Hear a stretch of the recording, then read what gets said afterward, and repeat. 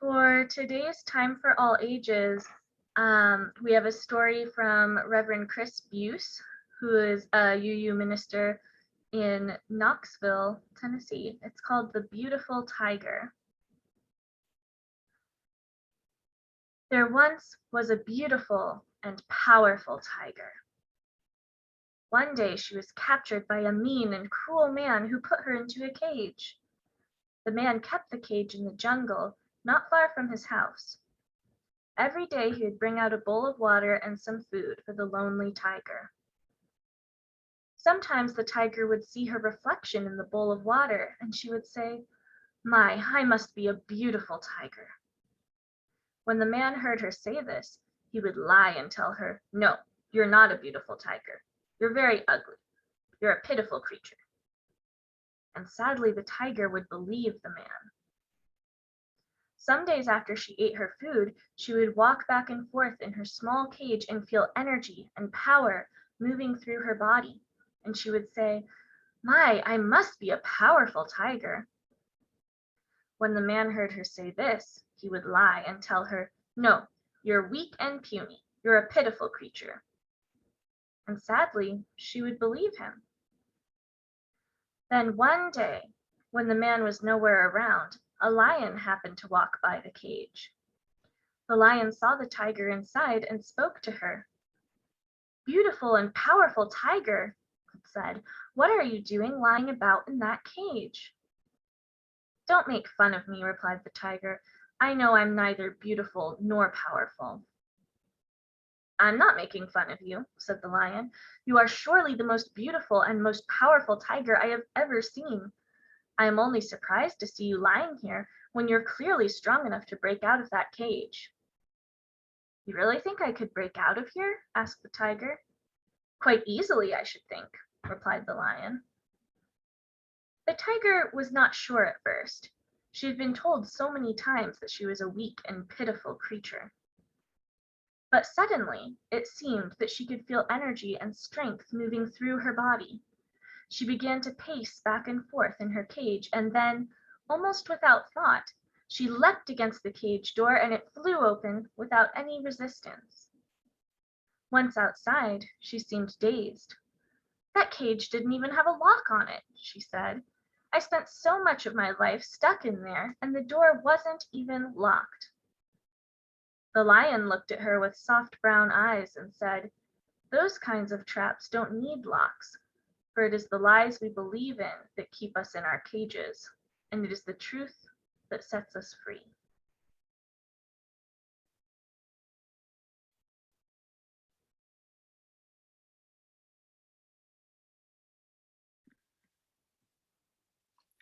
Our centering words this morning come from Oriah, the Invitation.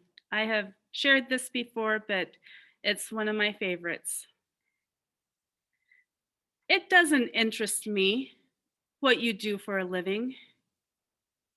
I want to know what you ache for and if you dare to dream of meeting your heart's longing. It doesn't interest me how old you are. I want to know if you will risk looking like a fool for love, for your dream, for the adventure of being alive. It doesn't interest me what planets are squaring your moon. I want to know if you have touched the center of your own sorrow, if you have been opened by life's betrayals or have become shriveled and closed from fear of further pain. I want to know if you can sit with pain, mine or your own, without having to move to hide it or fix it or fade it. I want to know if you can be with joy, mine or your own, if you can dance with wildness and let the ecstasy fill you to the tips of your fingers and toes without cautioning us to be careful, to be realistic, to remember the limitations of being human. It doesn't interest me if the story you are telling me is true. I want to know if you can disappoint another to be true to yourself. If you can bear the accusation of betrayal and not betray your own soul. If you can be faithless and therefore trustworthy. I want to know if you can see beauty even when it is not pretty every day, and if you can source your own life from its presence. I want to know if you can live with failure, yours and mine, and still stand at the edge of the lake and shout to the sliver of the moon, yes. It doesn't interest me to know where you live or how much money you have. I want to know if you can get up after the night of grief and despair, weary and bruised to the bone, and do what needs to be done to feed the children. It doesn't interest me who you know or how you came to be here. I want to know if you will stand in the center of the fire with me and not shrink back. It doesn't interest me where or what or with whom you have studied. I want to know what sustains you from the inside when all else falls away. I want to know if you can be alone with yourself and if you truly like the company you keep in the empty moments. That was Araya.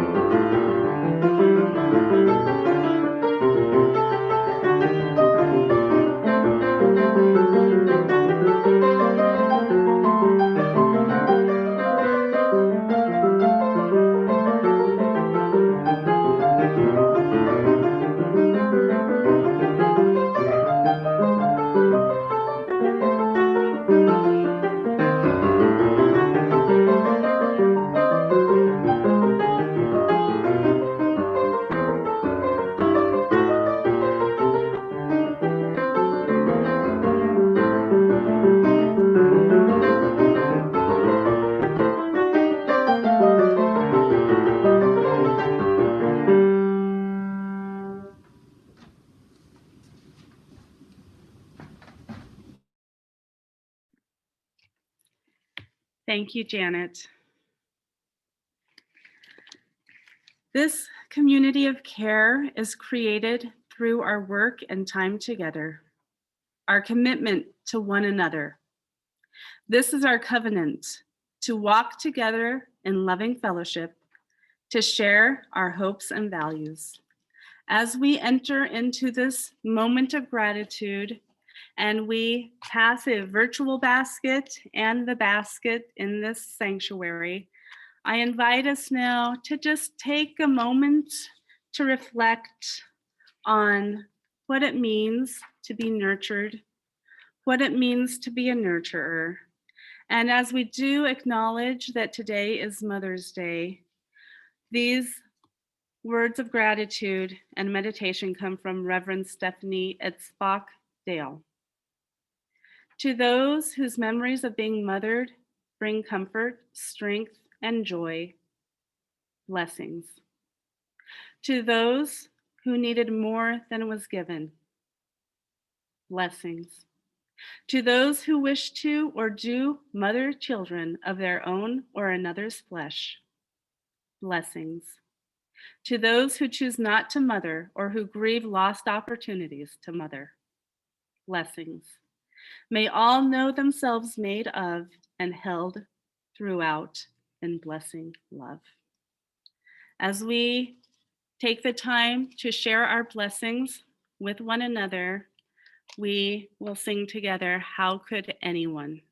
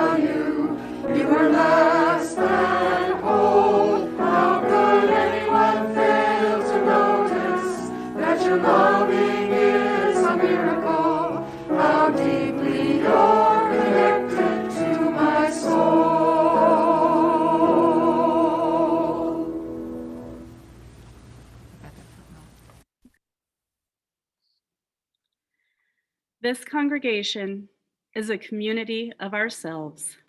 Its energy and resources are our energy and resources. Its wealth is what we share. As we contribute to its life, we affirm our lives within it. From you I receive, to you I give. Together we share, and from this we live. From you I receive, to you I give. Together we share, and from this we live.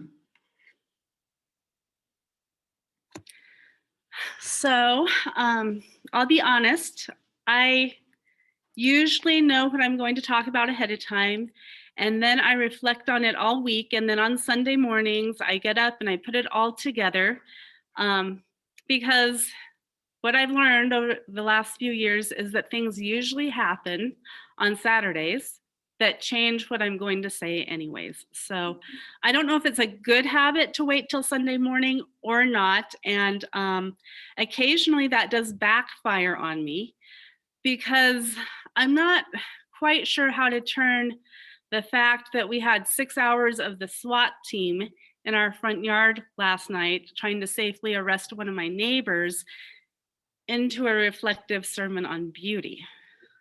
But I'm going to try. On Mother's Day, I don't usually talk too much about motherhood because motherhood is a mixed bag. A lot of women aren't mothers. A lot of women have lost our mothers. Many of us have lost our mothers and are sometimes grieving and don't think of it as a joyful day always. There are those who have complicated histories and relationships with their mothers that don't always bring fond memories of joy. And as with any day in any year, when millions of human beings are walking the earth, being human, no one day can mean the same thing to everybody. So it's always a mixed bag. And so on Mother's Day every year, I usually like to think about beauty. And for the last few years, last year we had Martha give a beautiful sermon about Mother's Day, but usually I like to always title my sermon, The Face of Beauty, and then we go from there.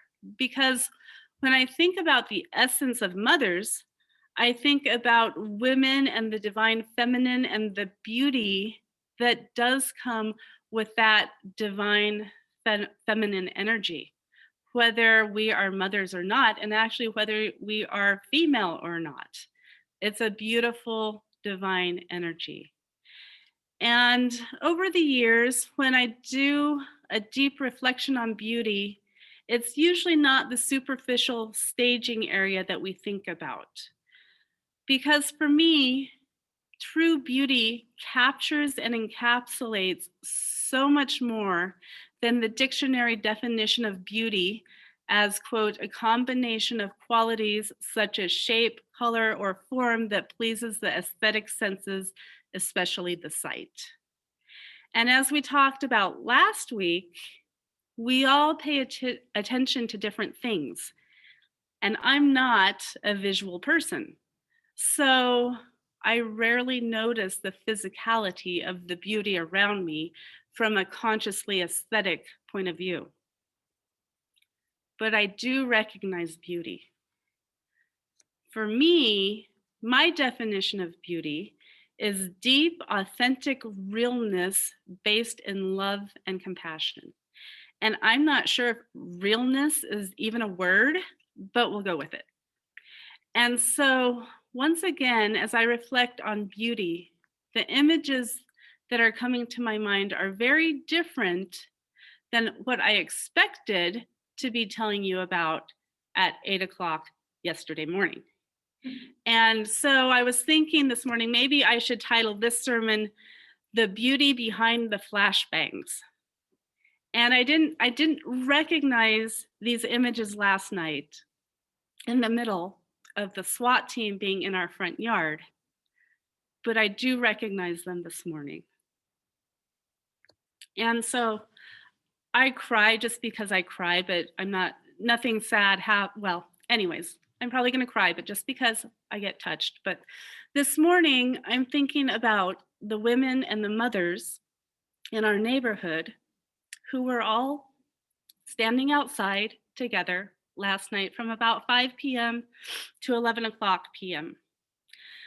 About 10 years ago, we were fairly casual acquaintances. About 5 years ago, nobody really liked each other after we had a neighborhood drama with some of the kids needing to get CPS involved. The last few years, it's been kind of a quiet truce amongst the neighbors. The casual wave, the occasional neighborhood gossip that one is pretty sure is not at all accurate, but makes for an interesting in the middle of the street conversation. But for the most part, we all pretty much keep to ourselves, as is unfortunately kind of the culture these days in middle class America. But last night, we were all standing out there together, wondering if one of our neighbors was dead or alive. How is this beauty, you ask? Well, leave it to me to see the divine beauty in everything. So let me tell you how I see it this morning. When I woke up and started thinking of definitions of beauty for today, and how last night's events were not that conducive to getting a Mother's Day sermon written, I started thinking about who was there standing in the street last night, and where was the beauty in each person present. So first, I started thinking about Chrissy, and that's not her real name.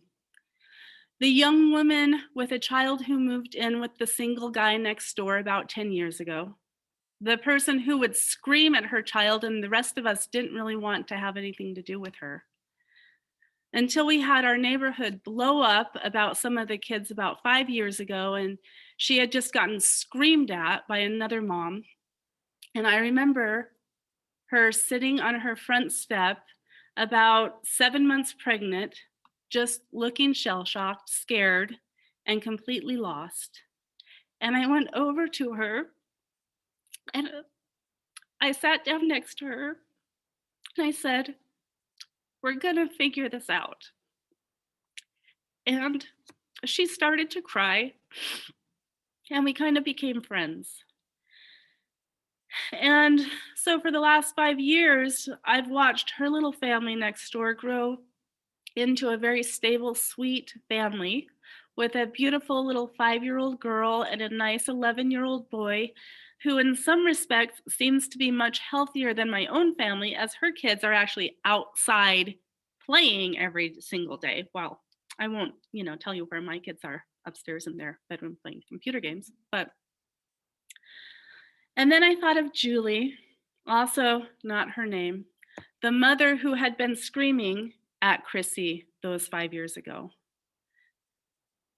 Julie wasn't there last night, but I texted her to let her know what was going on because it was her ex-husband who the police were surrounding, and it was her children's father who they were trying to take into custody. And I thought of the image of her a year and a half ago telling me, Wendy, I can't do this anymore. After 22 years of being married, I'm not safe, and my kids aren't safe. And I remember her asking me to text her when he was gone from the house so that she could come with a police escort and get her things and go away and keep her children safe.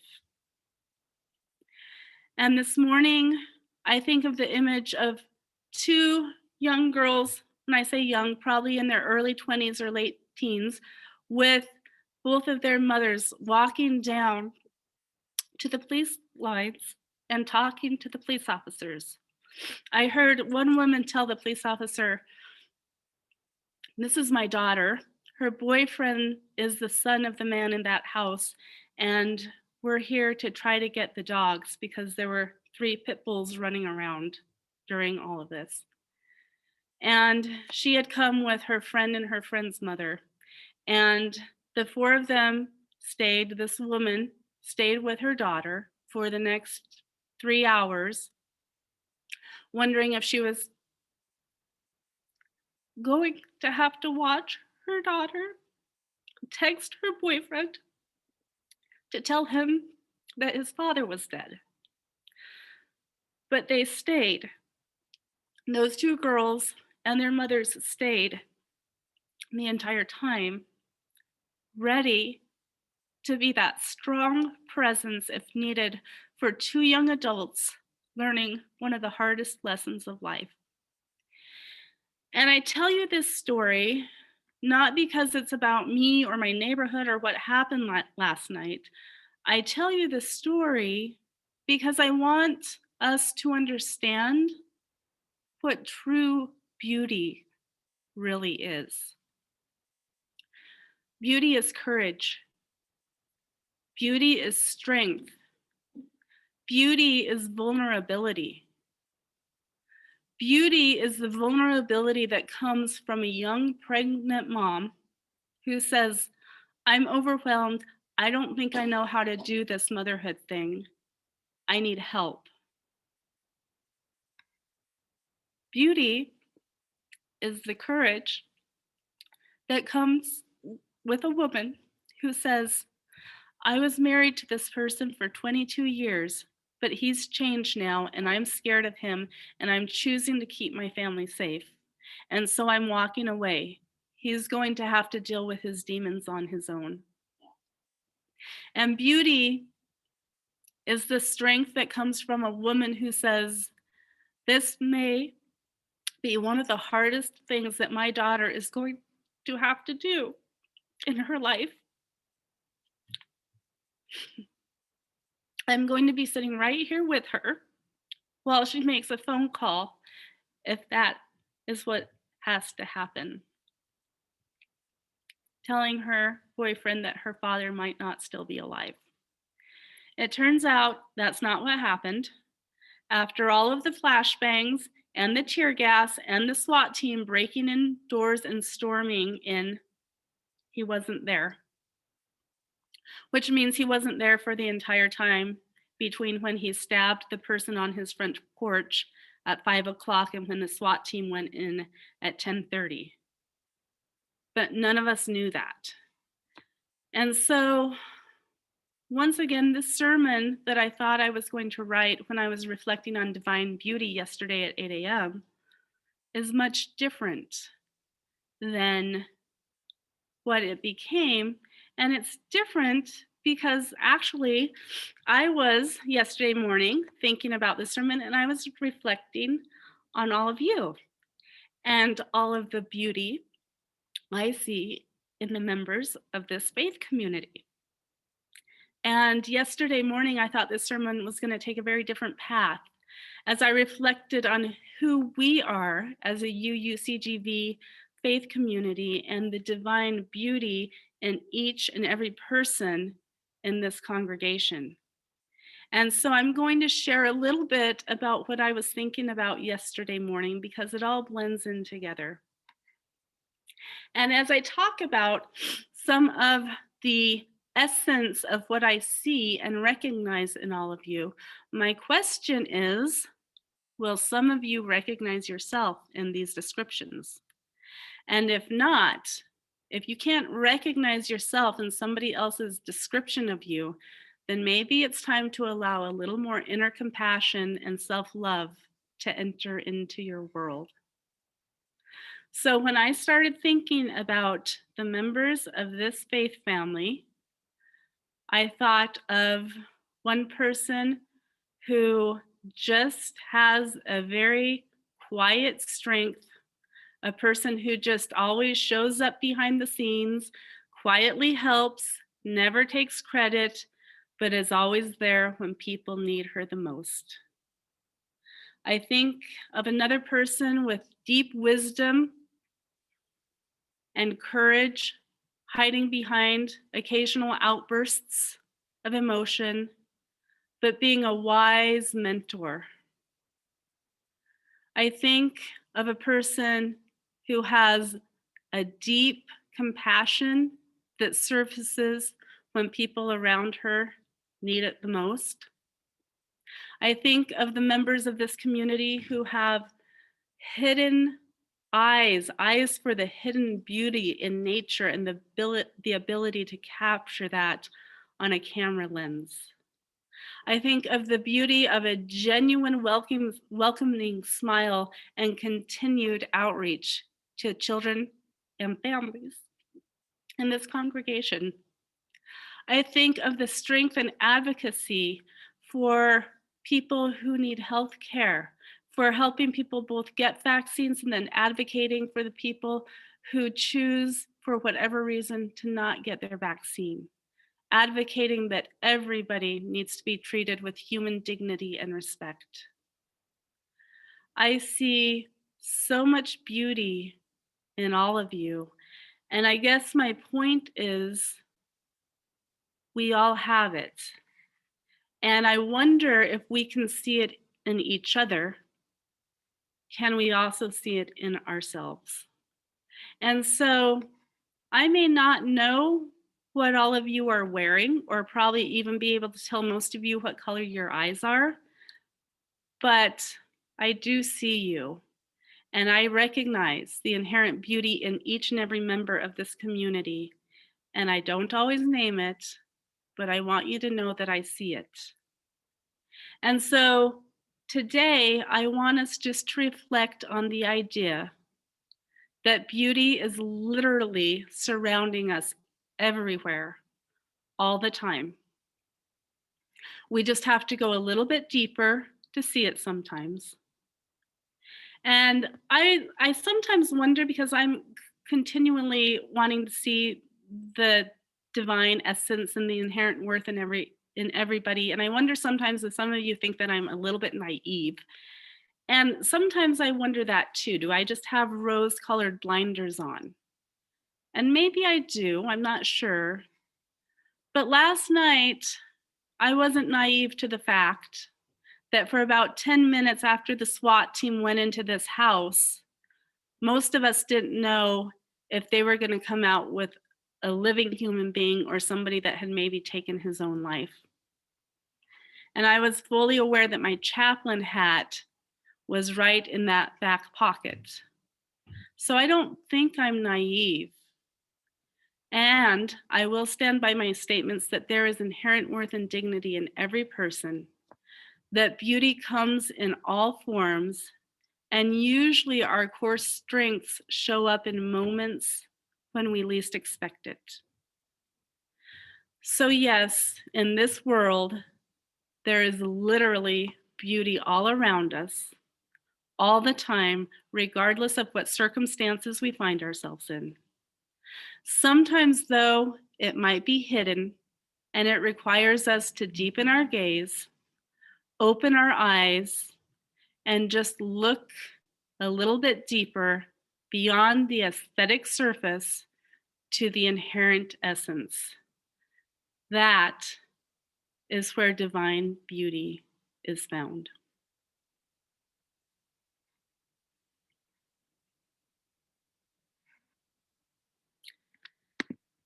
And so I'm going to go ahead and allow us to unmute ourselves now, and we'll just take a few minutes to talk about that. And my question for all of you is, where in your life can you right now or in the past have you seen inherent beauty, even if it's not on the surface?